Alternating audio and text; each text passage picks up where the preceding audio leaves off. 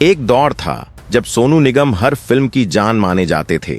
उनकी आवाज हर दिल में बसती थी। लेकिन आज न वो गाने सुनाई देते हैं, न वो मंच पर नजर आते हैं। आखिर ऐसा क्या हुआ कि सोनू निगम ने सलमान खान और टी सीरीज के खिलाफ खुलकर बयान दे डाला? उन्होंने आरोप लगाए कि म्यूजिक इंडस्ट्री अब कुछ लोगों के कंट्रोल में है। कहा कि नए गायकों को मौका नहीं मिलता और जो कुछ बोलने की कोशिश करता है उसे साइडलाइन कर दिया जाता है। सोनू निगम ने यहाँ तक कह दिया था, अगर मेरे साथ कुछ गलत हुआ तो इसके जिम्मेदार ये लोग होंगे। सलमान खान और भूषण कुमार पर उनके आरोपों ने पूरी इंडस्ट्री में खलबली मचा दी। लेकिन क्या ये सिर्फ पब्लिसिटी स्टंट था या सच में सोनू निगम के पीछे कोई गहरी साजिश है? आज की इस रिपोर्ट में हम आपको दिखाएंगे पूरा मामला, सबूतों के साथ, बयानों के साथ और उस सच के साथ जिसे बॉलीवुड छिपाना चाहता है। आइए शुरू करते हैं। दोस्तों, सोनू निगम एक ऐसा नाम जिसकी आवाज ने 90 और 2000 के दशक में हर दिल को छू लिया। लेकिन क्या आपको पता है कि इतने टैलेंट और फेम के बावजूद आज सोनू निगम बॉलीवुड की म्यूजिक इंडस्ट्री से लगभग गायब क्यों हो गए हैं? वैसे तो इंडस्ट्री में उनके टैलेंट की हर कोई तारीफ करता है, लेकिन कुछ गिने चुने ताकतवर चेहरों की वजह से उन्हें साइडलाइन कर दिया गया। आज हम उन्हीं चेहरों से पर्दा उठाएंगे जिन्होंने सोनू निगम का करियर दफन करने में कोई कसर नहीं छोड़ी। यह वीडियो जैसे जैसे आगे बढ़ेगा, कई चौंकाने वाले खुलासे होते जाएंगे। आप जानेंगे कि कैसे एक सिंगर जिसने लाखों दिलों पर राज किया, उसे इंडस्ट्री के अंदरूनी पॉलिटिक्स का शिकार बना दिया गया। और हाँ, वीडियो के आखिर में मैं आपसे एक जरूरी सवाल पूछूंगा जिसका जवाब आपको कमेंट में जरूर देना है। इस कहानी की शुरुआत होती है 30 जुलाई 1973 से, जब एक मिडिल क्लास घर में सोनू निगम का जन्म हुआ। सोनू निगम के पिता अगम कुमार निगम 15 साल की उम्र से ही शादियों और पार्टियों में स्टेज पर गाना गाया करते थे। अगम कुमार ने लव मैरिज की थी और उनके 3 बच्चे हुए, जिनमें सोनू निगम और उनकी 2 बहनें थीं। जब सोनू निगम बहुत छोटे थे तब वो अपने पिता के साथ स्टेज शो के लिए जाया करते थे। सोनू निगम ने पहली बार 4 साल की उम्र में ही स्टेज पर एक गाना गाया था। अगम कुमार निगम ने अपने 4 साल के बेटे सोनू निगम को जब स्टेज पर गाते हुए देखा तो वह भी दंग रह गए और अगम कुमार समझ गए कि सोनू निगम के अंदर एक महान सिंगर बनने की काबिलियत है। सोनू निगम को गायन की कला अपने पिता से विरासत में मिली थी। सोनू ने अपने स्कूल कॉलेज की पढ़ाई दिल्ली में पूरी की। पढ़ाई के साथ साथ सोनू ने अपने पिता और कुछ गुरुओं से संगीत की शिक्षा भी ली। साल 1991 में सोनू निगम सिंगिंग में अपना करियर बनाने के लिए फरीदाबाद से मुंबई चले आए। इस वक्त सोनू निगम की उम्र सिर्फ 18 साल थी। सोनू निगम बचपन से ही मोहम्मद रफी से बहुत इंस्पायर थे, इसलिए स्टेज शो पर ज्यादातर मोहम्मद रफी के ही गाने गाया करते थे। सोनू ने बतौर प्लेबैक सिंगर अपने गाने की शुरुआत फिल्म जन्म से की थी, मगर यह फिल्म किसी वजह से रिलीज ना हो सकी। इसके बाद सोनू को दूसरा मौका बड़ी मुश्किल से मिला। सोनू ने साल 1992 में DD1 पर प्रसारित टीवी सीरियल तलाश के एक गाने हम तो छैला बन गए गाया था। यह सोनू निगम का पहला रिकॉर्डेड गाना था जो टीवी पर दिखाया गया, इसलिए यह गाना सोनू निगम के दिल के काफी करीब है। इसके बाद सोनू निगम की मुलाकात टी सीरीज के मालिक गुलशन कुमार से हुई। गुलशन कुमार उस वक्त नए सिंगर्स को हमेशा चांस दिया करते थे। गुलशन कुमार को सोनू निगम की आवाज बेहद पसंद थी और उन्होंने सोनू को अपनी एक एल्बम रफी की यादें में गाने का मौका दिया। सोनू निगम ने मोहम्मद रफी के गानों को अपनी आवाज और नए अंदाज में गाया और यह एल्बम सुपरहिट साबित हुई। इस एल्बम की लाखों कैसेटें सेल हुईं और पब्लिक सोनू निगम को मॉडर्न मोहम्मद रफी के रूप में जानने लगी। Sonu Nigam T series company से जुड़ गए और एक के बाद एक सोनू निगम को गाने मिलने लगे। सोनू निगम ने टी सीरीज द्वारा बनाए गए कई भक्ति गीत भी गाए जो बहुत पॉपुलर हुए और घर घर ये गीत सुने जाने लगे। इसके बाद साल 1995 में आई फिल्म बेवफा सनम के गानों ने सभी के दिलों को जीत लिया। इस फिल्म के सभी गाने टी सीरीज द्वारा ही बनाए गए। इस फिल्म के हीरो कृष्णन कुमार थे, जो कि गुलशन कुमार के ही सगे भाई थे।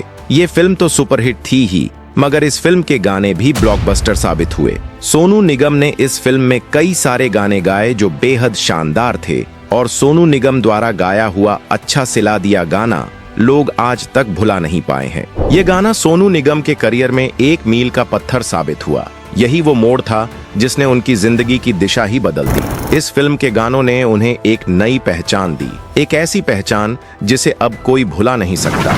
इसके बाद सोनू निगम ने कभी पीछे मुड़कर नहीं देखा। 90 के दशक में सोनू निगम बॉलीवुड के सबसे पॉपुलर और पसंदीदा गायकों की लिस्ट में शुमार हो चुके थे। वो दौर ऐसा था जब शायद ही कोई फिल्म होती थी जिसमें सोनू निगम की आवाज सुनाई न देती हो। वक्त आया साल 2010 का, जब यहीं से सोनू निगम के बुरे दिन शुरू होने लगे। 2010 के बाद ही सोनू निगम अचानक किसी न किसी विवाद में फंसते चले गए। ये तो सभी जानते हैं कि सोनू निगम ने टी सीरीज कंपनी के लिए हजारों गाने गाए। ये बात भी सही है कि टी सीरीज कंपनी ने ही सोनू निगम का करियर बनाने में एक बड़ा योगदान दिया। मगर साल 2010 के बाद सोनू निगम ने एक बहुत बड़े मुद्दे पर आवाज उठानी शुरू कर दी। सोनू निगम चाहते थे कि सभी सिंगर्स को उनके गाए हुए गानों में रॉयल्टी मिलनी चाहिए। इस रॉयल्टी मामले को मैं जरा आपको डिटेल में समझाता हूँ। दरअसल जो भी सिंगर किसी म्यूजिक कंपनी के लिए गाने गाते हैं, उन्हें उस गाने की जो पेमेंट होती है वह सिर्फ एक बार ही मिलती है, जो कि बहुत कम होती है। लेकिन उसी गाने से म्यूजिक कंपनियां लाइफ टाइम पैसा कमाती रहती हैं, क्योंकि उस गाने का कॉपीराइट उसी कंपनी के पास होता है। इसी वजह से जिस सिंगर ने वह गाना गाया है उसे सिर्फ वन टाइम पेमेंट करके टरका दिया जाता है, जबकि म्यूजिक कंपनी उससे लाइफ टाइम पैसा कमाती जाती है। सोनू निगम का कहना था, बल्कि सोनू निगम की टी सीरीज कंपनी से यह मांग थी कि हम सिंगर्स की पेमेंट भी बहुत कम होती है और हमें कोई रॉयल्टी भी नहीं मिलती। सोनू निगम चाहते थे कि हम सभी सिंगर्स को हमारे गानों में से रॉयल्टी मिलनी चाहिए, ताकि हम भी अपने फ्यूचर के लिए कुछ पैसा जमा कर सकें। सोनू निगम ने यह आवाज सिर्फ अपने लिए नहीं बल्कि सभी सिंगर्स के लिए उठाई थी, मगर सोनू निगम का साथ किसी भी सिंगर ने नहीं दिया। सोनू निगम की इसी मांग के चलते सोनू निगम के संबंध म्यूजिक कंपनियों से बेहद खराब होने लगे। अधिकतर सिंगर्स ऐसे मुद्दे पर चुप ही रहते हैं, क्योंकि उन्हें इस बात का डर रहता है कि कहीं उनका करियर खतरे में ना पड़ जाए। म्यूजिक कंपनियां अपने आप में एक बहुत बड़ी ताकत होती है। इनसे पंगा लेने का मतलब है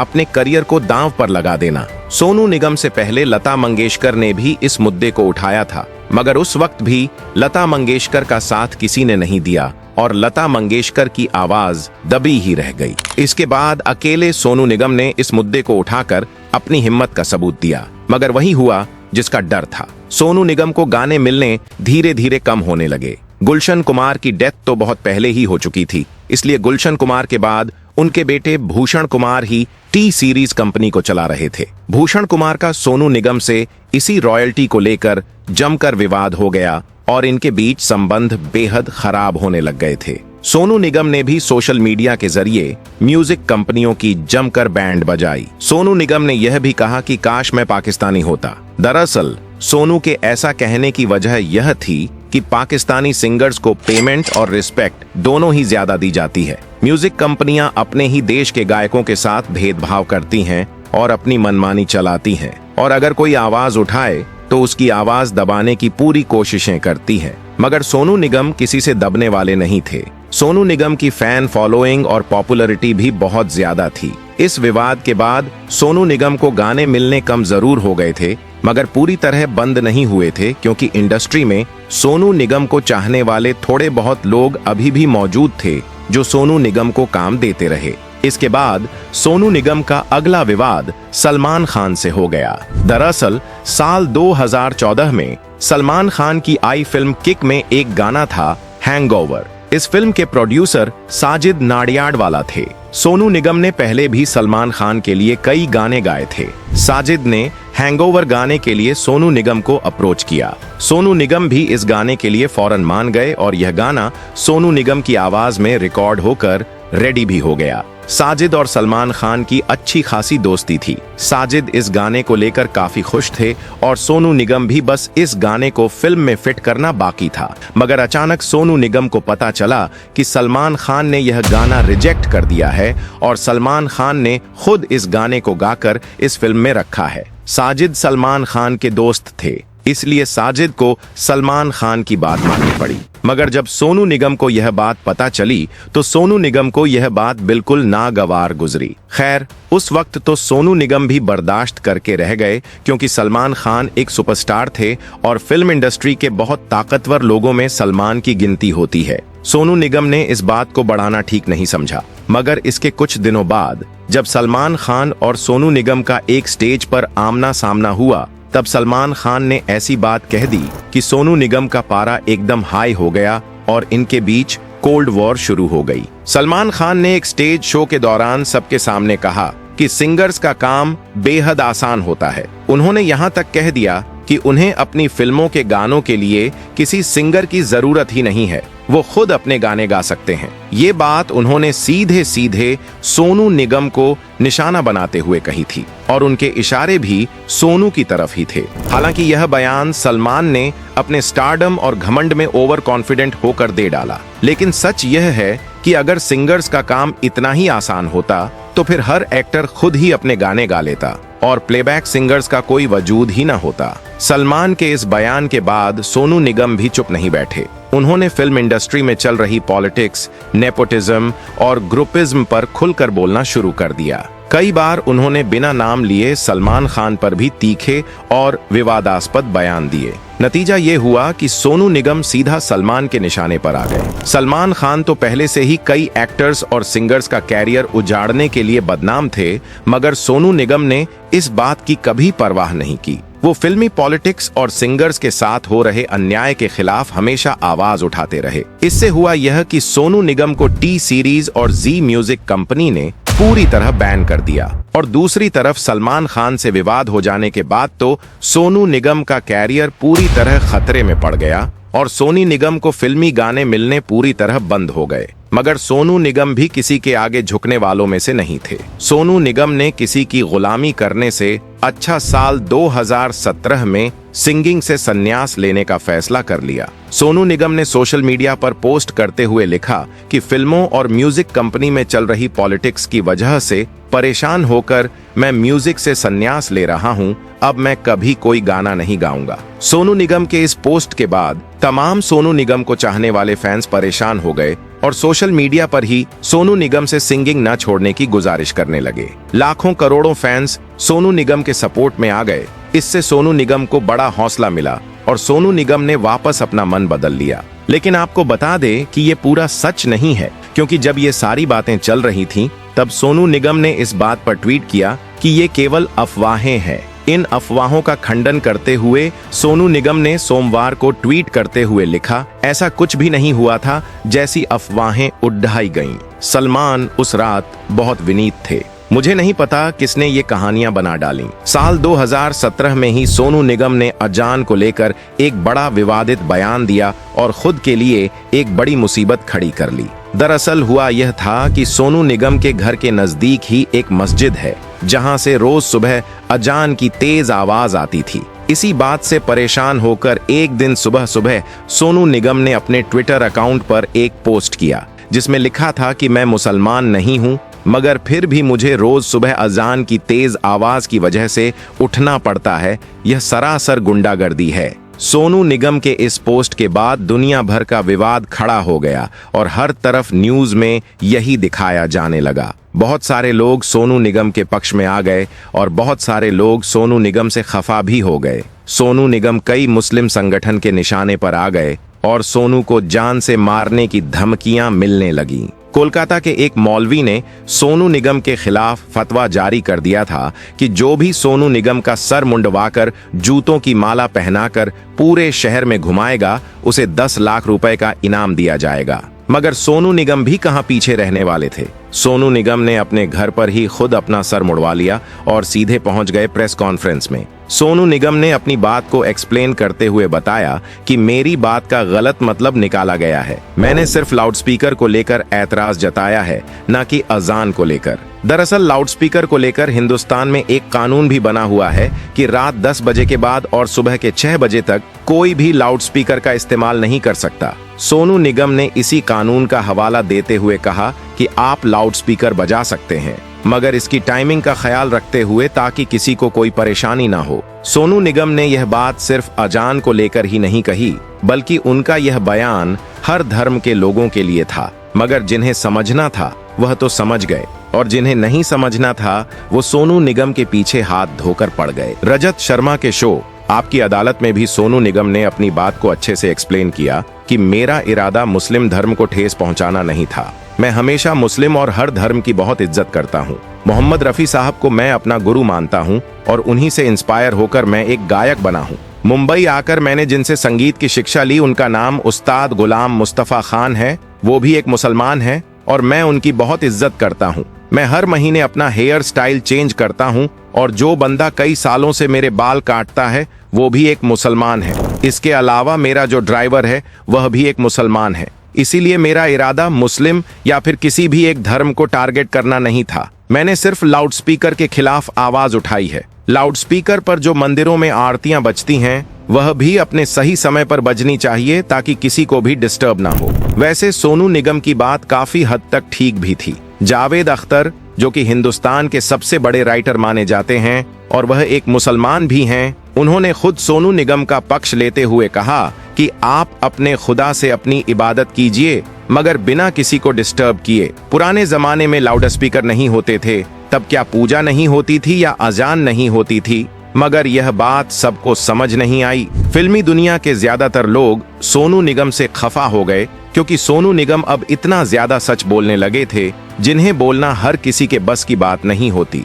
एक बार सोनू निगम ने बाबरी मस्जिद को तोड़ने को लेकर एक बयान दिया। उसमें भी सोनू निगम एक बड़ी मुश्किल में फंस गए। सोनू निगम ने एक बार कहा कि कई सालों पहले मुगलों ने राम मंदिर तोड़कर एक गुनाह किया और यह पूरी तरह गलत था, ऐसा नहीं होना चाहिए था। मगर अब इतने सालों बाद हिंदुओं ने भी बाबरी मस्जिद तोड़ डाली और यह भी पूरी तरह गलत है, ऐसा नहीं होना चाहिए था। गलत तो गलत है, फिर चाहे हिंदू करे या मुसलमान। सोनू निगम के इस बयान के बाद शिवसेना पार्टी भड़क उठी, जो कि बाल ठाकरे द्वारा बनाई हुई पार्टी थी, क्योंकि बाबरी मस्जिद तोड़ने में शिवसेना पार्टी का ही हाथ था। शिवसेना की तरफ से लगातार सोनू निगम को जान से मारने की धमकियां मिलती रहीं और सोनू निगम से माफी मांगने को भी कहा, मगर सोनू भी अपनी बात पर अड़े रहे और कोई माफी नहीं मांगी। सोनू निगम वाकई एक बहुत हिम्मत वाले इंसान माने जाते हैं। सोनू निगम ने कभी भी बड़ी बड़ी ताकतों के आगे घुटने नहीं टेके। अपना चलता हुआ कैरियर दांव पर लगाकर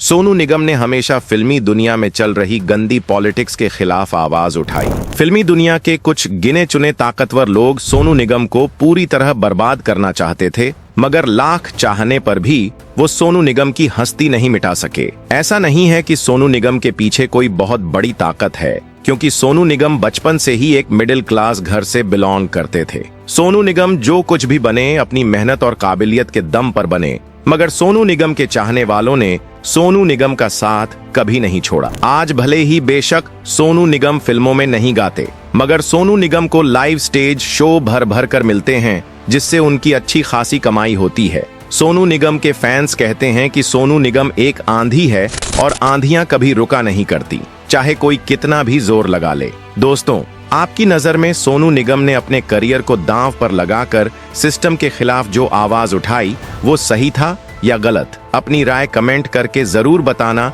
और इस वीडियो को लाइक और चैनल को सब्सक्राइब जरूर करना। तो मिलते हैं अगली वीडियो में, तब तक के लिए goodbye, best of luck.